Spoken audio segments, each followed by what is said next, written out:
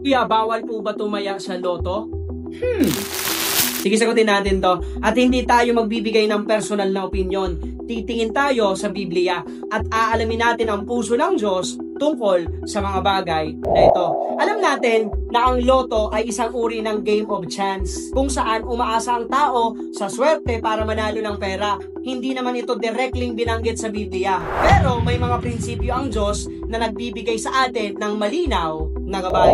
Una, ingat sa pag-ibig sa pera. 1 Timothy chapter 6 verse 10, ang pag-ibig sa salapi, ang ugat ng lahat ng uri ng kasamaan. Hindi sinabing masama ang pera, pero ang pag-ibig sa pera, ang pag-asang pera ang magliligtas sa iyo, yan ang delikado. So kapag tumataya tayo sa loto dahil baka ito ang sagot sa problema mo, baka ito ang magpapayaman sa akin, or baka ito ang magbibigay ng future natin, or baka hindi na ang Diyos ang pinagkakatiwalaan natin, kundi ang swerte. Pangalawa, God calls us to work, not to gamble. Tinawag tayo para magtrabaho, hindi para magsugal. Proverbs 13 verse 11, ang kayamanang nakuha sa madaling paraan ay madaling nawawala. Ngunit ang kayamanang pinaghihirapan ay lumalago. Ang loto ay easy money. Walang effort, walang investment, puro swerte. Pero ang prinsipyo ng Diyos, trabaho, diligence, stewardship. Pangatlo, gambling creates false hope. Proverbs 23 verse 5, ang kayamanan ay biglang nawawala, parang lumilipad palayo. Ang loto ay nag-aalok ng pangako. Pag nanalo ka, magiging masaya ka. Pero ang tunay na pag-asa, security at future, nasa Diyos, hindi sa jackpot prize. Minsan pa, ang loto ang nagpapakita ng heart issue. Umaasa ba ako sa Diyos or sa swerte?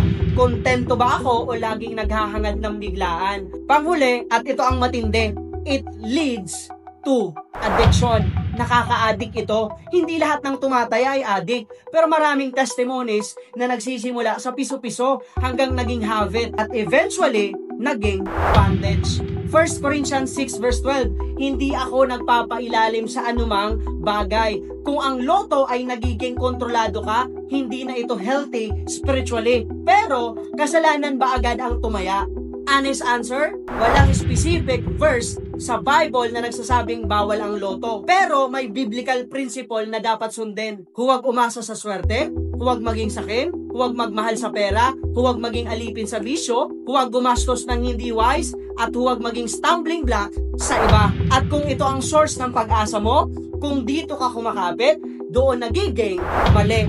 Ang mas mahalagang tanong ay ito, sino ang provider mo? Philippians 4:19, at ang aking Diyos ang siyang magbibigay ng lahat ng inyong pangangailangan. Hindi niya sinabing ang loto, ang swerte o ang jackpot. Ang provider mo ay hindi PCSO, kundi Diyos. Kung may kulang ka, si Lord ang lalapit, hindi ang loto. At kung may kailangan ka, si Lord ang tutulong. Ang kayamanan na galing sa Diyos ay may kapayapaan, at ang kayamanan na galing sa swerte ay may kabalisahan. Tandaan, dapat Diyos ang provider mo. Dapat Diyos ang pinagkakatiwalaan mo. Dapat ang kayamanan mo ay galing sa tamang paraan. At sa bandang dulo, ang tanong ay hindi bawal ba, kundi, eto ba ay makakapalapit sa Diyos or ilalayo niya ako? Kung ilalayo ka, alam mo na ang sagot.